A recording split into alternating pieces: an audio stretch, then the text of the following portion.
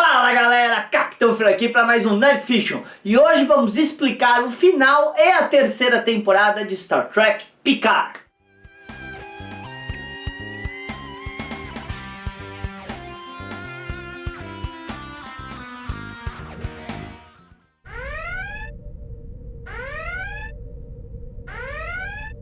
Bem, gente, eu tô vendo muita confusão nos comentários dos nossos vídeos aí da cobertura da terceira temporada, então eu vou tentar explicar e trazer os pontos mais controversos aí dessa terceira e última temporada de Star Trek Picard. Mas olha, eu tô fazendo aqui o melhor que eu posso para explicar. Eu não sou nenhuma fonte de conhecimento de Jonas Class e nem sou prepotente o suficiente para achar que eu sou a fonte do conhecimento de Star Trek, tá? Tem nada disso, eu simplesmente, tá? Presto bastante atenção, tenho muita coisa de Star Trek, faço vídeos, faço um dever de casa e sempre tento achar as melhores explicações. Nem tudo é explicável, tá? Vamos deixar muito claro. A idade do Jack não é explicável. Como assim? Gente, a série tá se passando em 2401. O Jack tem que ter nascido mais ou menos em 2479, 2379, 2380. Se ele nasceu entre 2379 e 2380 e nós estamos em 2401, ele tem entre 20 e 21, quem sabe 22 anos. Ele não pode ter 23, 24. Até aí, errado. Fazer o quê? Acontece. As datas estelares de Star Trek vivem errando coisa, mas a data não tem como errar, porque é 250 anos após a missão original da NX-01, que eles chamam de Dia da Fronteira. E a gente sabe a data que o do Dia da Fronteira é o dia 16 de abril de 2151. Então eles estão no dia, tá, o Dia da Fronteira, o aniversário dos 250 anos, é o dia 16 de abril de 2401, ok? Então aí está para vocês o aniversário explicando a data. Muito bem, muita gente perguntou, tá, aqui sobre a Jurati Borg. Cadê a Jurati Borg? Como a Rainha Borg pode estar lá e não está, e a Jurati Borg, cadê? Primeira coisa, o Terry Matalas já tinha falado várias vezes que a única personagem daqueles personagens que a gente teve lá atrás, tirando a Sete, porque a Sete é personagem legado, que ia estar nessa temporada, ia ser a Raf. Então só a Michelle Hurd estava na série. Não ia aparecer Jurati Borg, não ia aparecer filha do Data, não ia aparecer nada disso. Desculpa para quem estava achando que isso ia acontecer para resolver o dia. Agora, muita gente ainda não entendeu como que isso aconteceu. De onde veio a Rainha Borg, se a Rainha Borg se fundiu a Jurati. Então vamos lá, gente. No primeiro episódio da segunda temporada de Star Trek Picard, eles estão na ponte da Stargazer, o Rios é o capitão. Tá tudo errado quando a Jurati Borg apareceu com a cabeça, com o capacete abaixado. Então não sabiam que era ela. Ela começou a tomar os sistemas e o Picard mandou explodir a Stargazer para salvar todo mundo. É nessa hora que o Q aparece, estrala os dedos e eles são jogados numa realidade alternativa.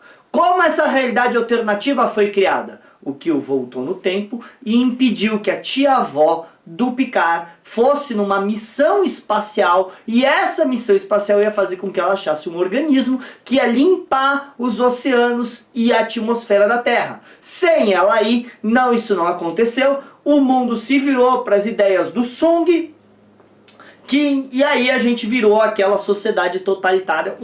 Aquela sociedade totalitária deles, do universo deles, e capturaram a Rainha Borg do universo deles, certo? Essa Rainha Borg foi sequestrada pelo Picard e pela turma, que por causa do que o mantiveram as lembranças da linha original, e junto com essa Rainha Borg alternativa voltaram no tempo.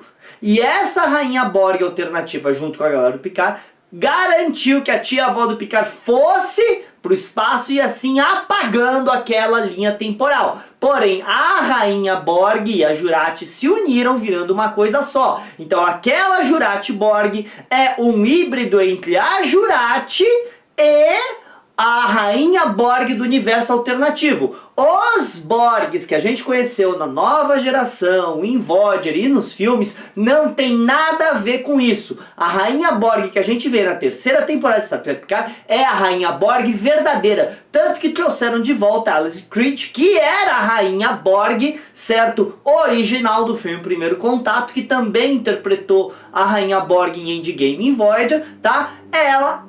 Então aí está pra você, não existe nenhum erro aí. Existem erros? Existe. Por quê? Porque na verdade, quando aquela linha temporal foi apagada, a Rainha Borg, que meio que assimilou a Jurati, deveria ter desaparecido e não desapareceu. Esse é o erro. Agora, não existe nenhum erro na terceira temporada daquela Rainha Borg existir, porque aquela Rainha Borg foi restaurada para a linha original quando a tia-avó do Picard foi pro futuro. Está entendido essa parte? Aí vai. Fernando.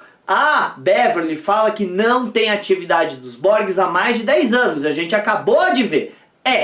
Acredito que, nas palavras do Capitão Shaw, aquela loucura na Stargazer não vale, os Borgs reais ainda estão no quadrante Delta. E é isso mesmo. Aqueles não são os Borgs, aquela é uma facção da Jurati, a coletividade Jurati, que está desligada do resto da coletividade Borg, então aquilo não vale.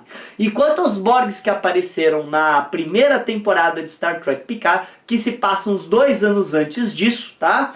Eles também não valem, porque eles também estavam desconectados, porque eles chamavam aquele cubo Borg que estava na mão dos Romulanos de o artefato. Por quê? Porque ele ficou abandonado de uma batalha que aconteceu anos e anos antes. Muito provavelmente é aí que a Beverly se refere a não sabemos os Borgs há 10 anos, provavelmente foi no ponto desse cubo Borg que foi desconectado da coletividade, tá? Então, ponto, bota um ponto nos Borgs aí. Agora vamos lá. O que a Rainha Borg tinha que estava matando ela? Olha, eles não deixaram isso claro. Eles falam do vírus deixado por eles e tal e coisa, que estava consumindo ela e os filhos dela e apagando tal.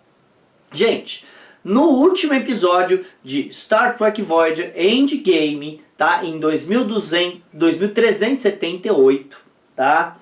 A Almirante Janeway de um futuro alternativo trouxe um vírus com ela especificamente produzido para pegar os Borgs. Então ela introduziu o vírus nela e quando a Rainha Borg, que era a Alice Creed, quando a Rainha Borg assimila a Almirante Janeway alternativa, ela é contaminada por aquele vírus Borg, então, por aquele vírus da frota. Então, basicamente, o pessoal começou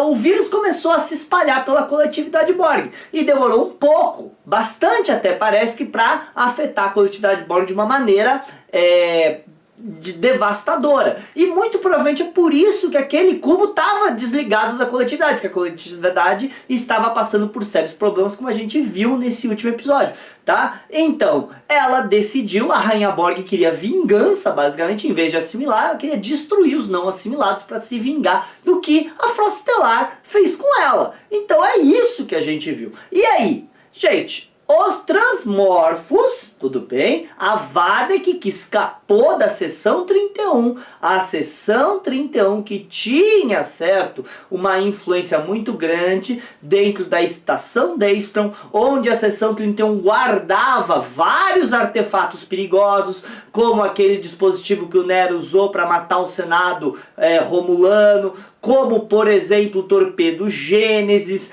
como um pingo alterado geneticamente para ser agressivo, como o corpo do Picard, como o corpo do Kirk. Ela trabalhava, certo? A seção 31 trabalhava nessa estação Daystrom, ali, certo? E lá eles tinham capturado transmorfos durante a guerra do domínio. Aqueles transmorfos, eles foram torturados basicamente pela cientista até que a Vardek conseguiu matar e libertar os outros transmorfos. E eles então, usando tudo que eles tinham na estação que foi guardado pela seção 31, se infiltraram na Frota Estelar, acharam a Rainha Borg. Aí eles descobriram toda a coisa da genética do do Picard e do filho dele, que tinha sido alterada na simulação do Picard lá atrás, certo? Lá em Best of Both Worlds. Então eles, usando os teletransportes, eles meio que contaminaram os oficiais da frota com o DNA alterado do Picard de uma maneira meio que imperceptível, e então fazendo com que o Jack pudesse usar essa modificação genética que ele tem para controlar outras pessoas. E aí, a partir do ponto que a Rainha Borg assimilou o Jack, ela pôde usar esse poder que o Jack tem sobre o DNA dele e do Picard, que foi espalhado pela frota, para assimilar as pessoas à distância sem necessidade de nanosondas. Ok? É isso. Deu para entender? Então é assim que a gente explica o que aconteceu na temporada de Star Trek Picard. Agora, alguns perguntaram, a Enterprise D. Vamos falar um pouquinho só sobre a Enterprise D para eu fechar esse vídeo. Primeira coisa, Fernanda, a Enterprise D foi destruída. Gente, só a seção de engenharia da Enterprise D foi destruída. A seção de disco caiu em Veridiana 3. Afinal, a Diana estava dirigindo e ela tem esse problema de acertar coisas grandes que estão no caminho dela. Então ela acertou um planeta. Ela caiu no planeta. A Frota Estelar considerou a nave irrecuperável, mas por causa da primeira diretriz ela foi retirada. E o George aproveitou para pegar o casco da Enterprise D e guardar. Aí ele pegou a parte de motores e nacelles de outra nave da classe Galaxy, não era da Enterprise D, e estava juntando e consertando e arrumando para fazer uma grande surpresa para o Museu da Frota, para colocar a Enterprise D junto com as outras naves do Museu da Frota, junto com a NX-01, junto com a Enterprise A, junto com a Voyager, junto com a Defiant, junto com a Excelsior, junto com a Bounty, aquela coisa linda de se ver. Aliás, uma nave de cada uma das nossas 5 séries favoritas de Star Trek, nossas famosas, brilhantes, estavam lá. Faltava a Enterprise D, e a Enterprise D foi colocada lá. Aí você fala, mas Fernando, só 7 pessoas não vão comandar a Enterprise D. Olha, gente, ninguém reclamou no filme 3 quando só o Kirk, o Sulu, o Chekhov, o Scott e o McCoy, 5, conseguiram roubar a Enterprise original e enganar a Frota Estelar, e o Scott falou que os sistemas automatizados iam lidar. Ninguém reclamou. Tá aí, funcionou. E não vamos esquecer que na primeira temporada da nova geração, 4 binários roubam a Enterprise D sem mais ninguém, e também ninguém reclamou. E outra coisa, o George falou que existiam drones trabalhando. A gente viu no Lower Decks que já tem exocons na Frota Estelar, então estão lá. E a Enterprise D consegue entrar dentro de um cubo Borg? Gente, tem até esfera dentro de um cubo Borg, lembra? Então sim, existe espaço suficiente dentro do cubo Borg. Ele é muito grande, existe espaço suficiente para você conseguir entrar com uma nave lá dentro. É forçar a barra? É. Exageraram? Exageraram. Foi muito Star Wars? Foi. Mas não quer dizer que seria impossível. A gente vai para o improvável, tudo bem? Para o inaconselhável, mas não para o impossível. Beleza? Então, gente, basicamente é assim, tá? Que a gente fala tudo que eles meio que falaram, meio que encaixa assim, funciona. Claro que a gente tem que aceitar certas coisas, certas conveniências de roteiro, não tem problema, a gente aceita essas conveniências de roteiro quando a gente vê que as pessoas que estão fazendo se esforçaram para ser fiéis e para fazer uma homenagem. Como foi o caso de Enterprise lá atrás, é o mesmo caso dessa terceira temporada. Nem tudo encaixa brilhantemente, mas encaixa. Isso que é importante. Então, ó, gente, deixa eu só falar. Os transmorfos, eles estavam com um químico no corpo deles que deixava eles mais sólidos. Então faz sentido eles não terem os mesmos poderes fantásticos dos transmorfos que a gente viu na Guerra do Domínio. E a quantidade de nave da frota? Gente, é muita nave na frota? É. Dá pra ver todas as naves lá? Olha, eu acho que não.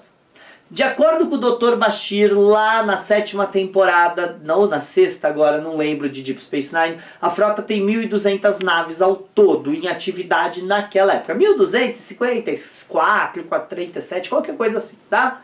Então, eu olhei ali e o que eu vi é que dava pra ver mais ou menos grupos de 30 a 50 naves naquela formação mais ou menos. E ali tinha umas 7, 8 formações, então não chega nem a ter 500 naves ali. Então a frota teria perdido muita nave se a gente for considerar que aquelas são todas as naves da frota, sei lá. Até aí tudo bem, não tem problema, eu não ligo. Sinceramente, exagerou? Exagerou, mas é pra funcionar o plot do ai meu Deus, o mundo vai acabar. Então, ok, não tem problema. E não, aquele não era o Chekhov, aquele era o filho dele, interpretado pelo Walter Koenig. Pra fechar, a Titã foi rebatizada de Enterprise? Foi.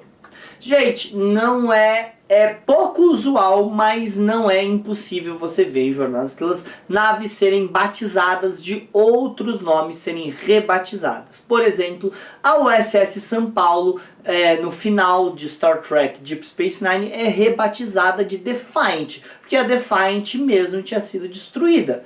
Tá aí. E olha, apesar dessa informação não ser oficial, a gente sempre especulou que a Enterprise A era na verdade a Yorktown ou qualquer outra nave da classe Constitution 2 que tivesse lá, porque eles conseguiram construir a nave rápido demais.